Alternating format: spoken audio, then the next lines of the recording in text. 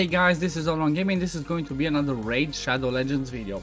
So today we're going to talk about a team for Fire Knight 25. Just like the thumbnail says, this is kind of like an endgame team. It's like, you know, it requires certain stats, it requires certain builds. It's a little bit difficult to achieve. However, this team has a 100% success rate, honestly, from what I've tried it, tested, and from what I've seen myself. I just built it today, but I've seen it built by other people. And there's different variants of this team, and that one of those is with Kymar instead of Renegade.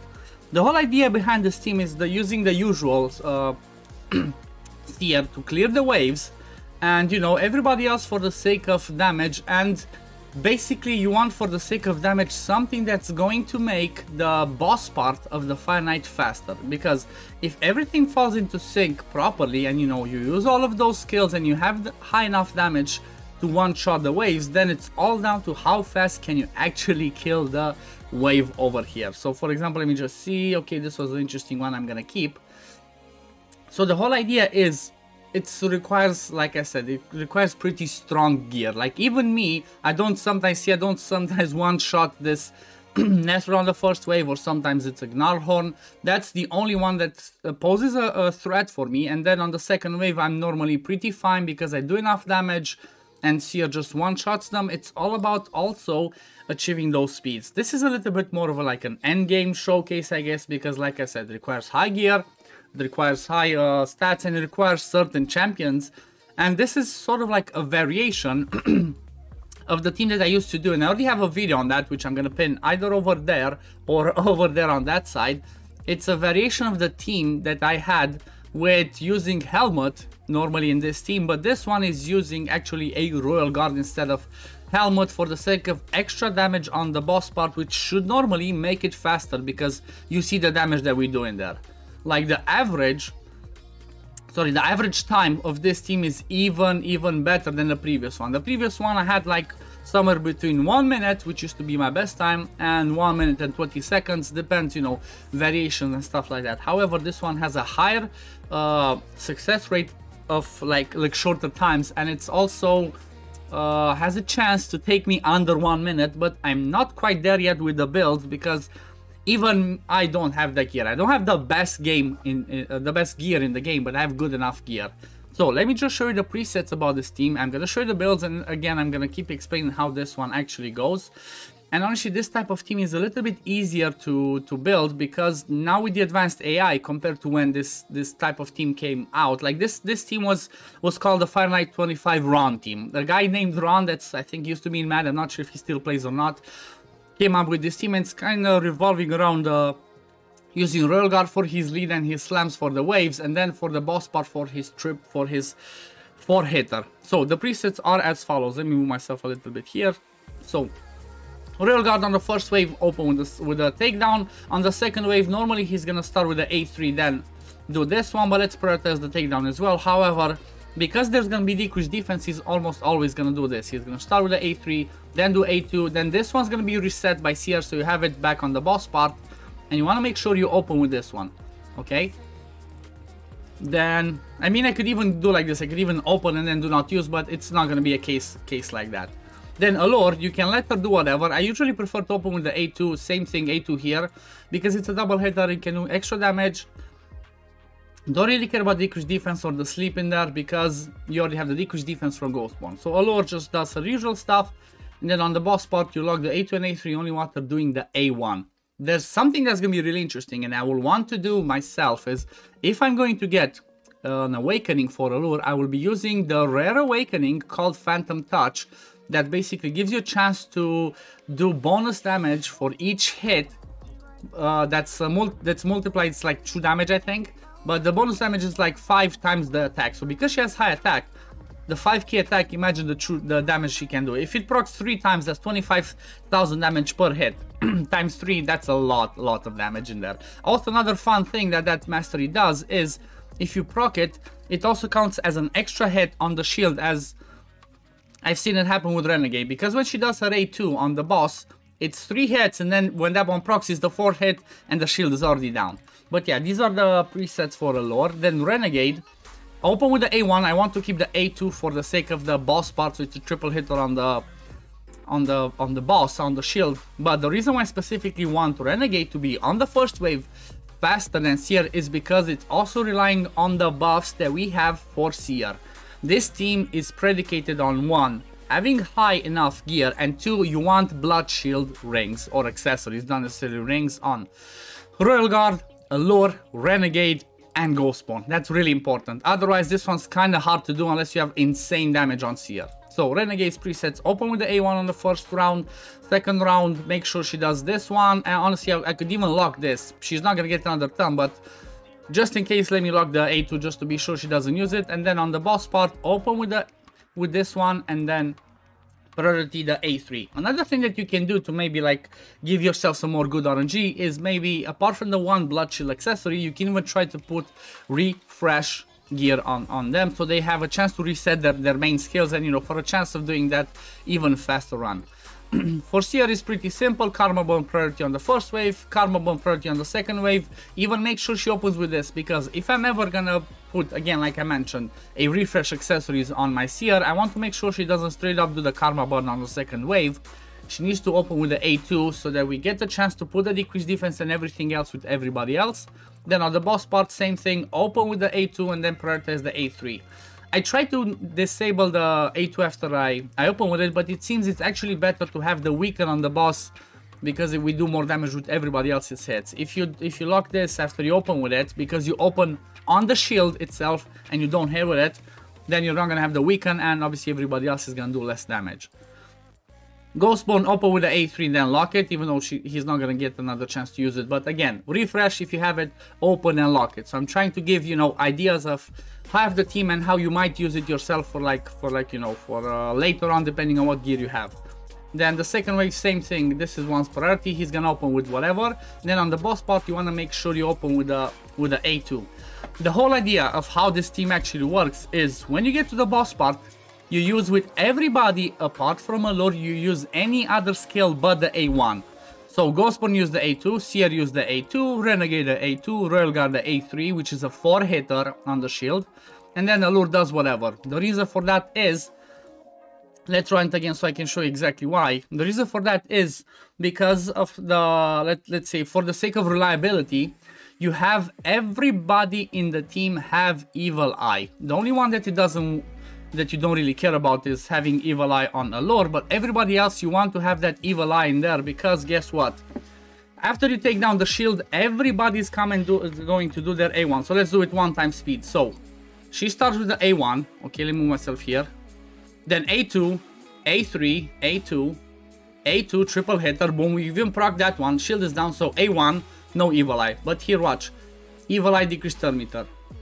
Evil Eye, decreased turn meter. Evil Eye, decreased turn meter.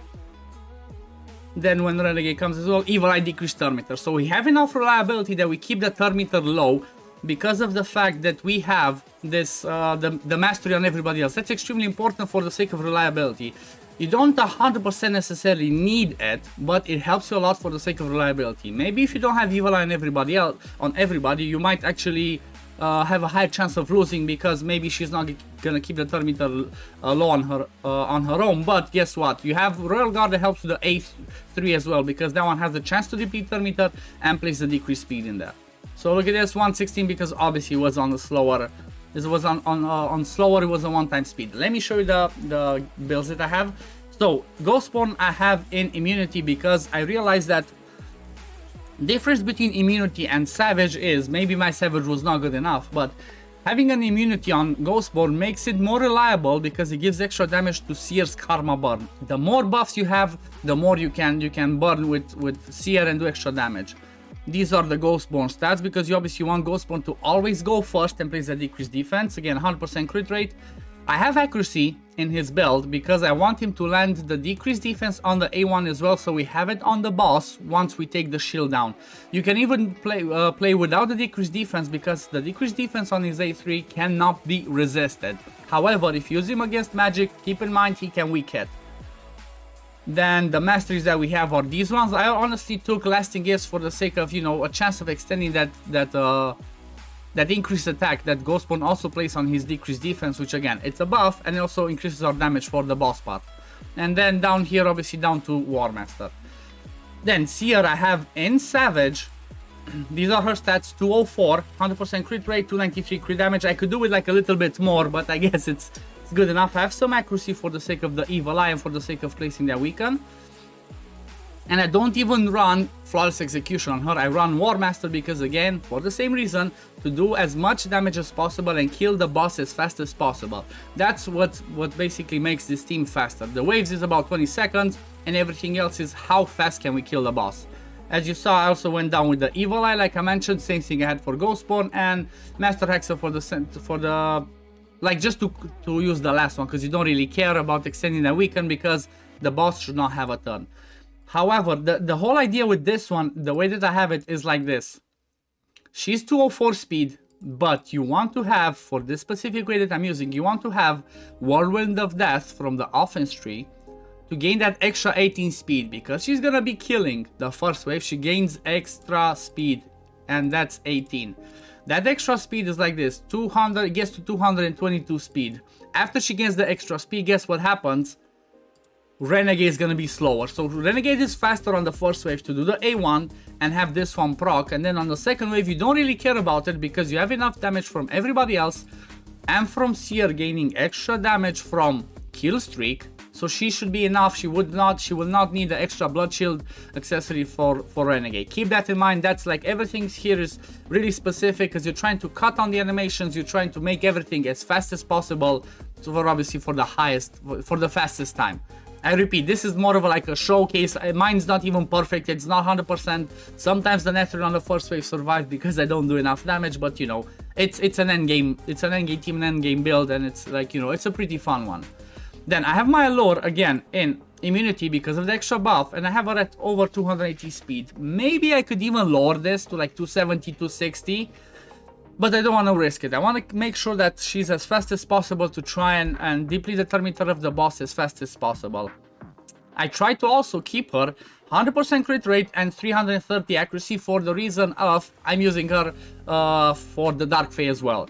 Otherwise, if you don't care about using her for Dark Fae, you can drop this to 85% crit rate because on stage 25 she's strong affinity, and every champion that is strong affinity against the other one that you're fighting, you gain 15% crit rate.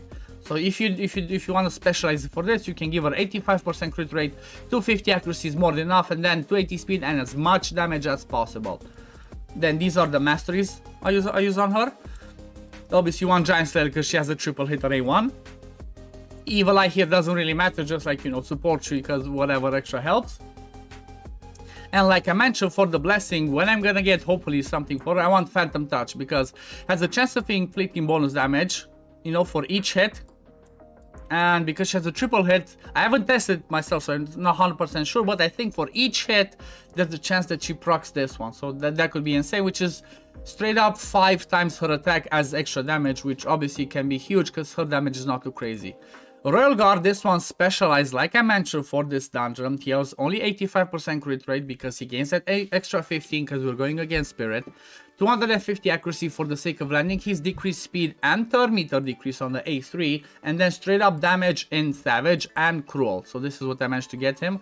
I want him to always be faster than the Seer. So at least for him, we still have that bloodshield, which is over here.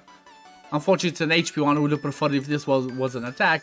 But he also lands that bloodshield, which is an extra buff for Seer to rip off.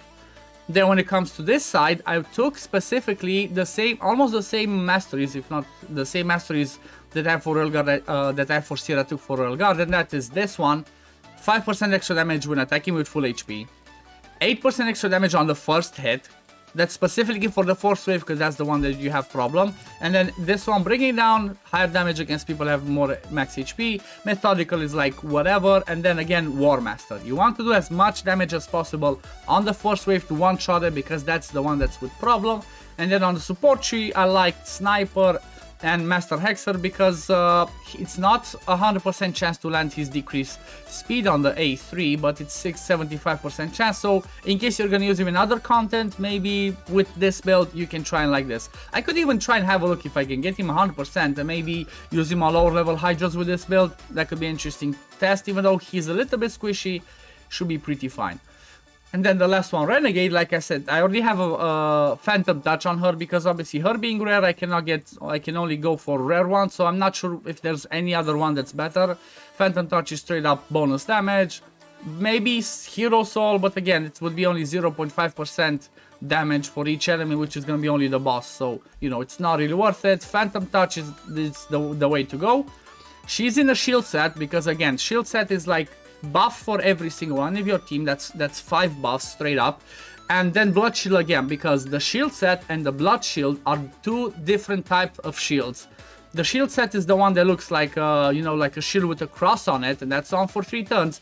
And this other shield is just from the bloodshield, just a shield that's like split in 2, so they count as different buffs. That's how this team actually works. Then Masteries I have on her, obviously War Master, and again Evil Eye like I mentioned, and you know, Cycle of Magic for a chance to refresh maybe that 8 or 8-3 to come back to it faster, so we can get good RNG to kill the boss faster.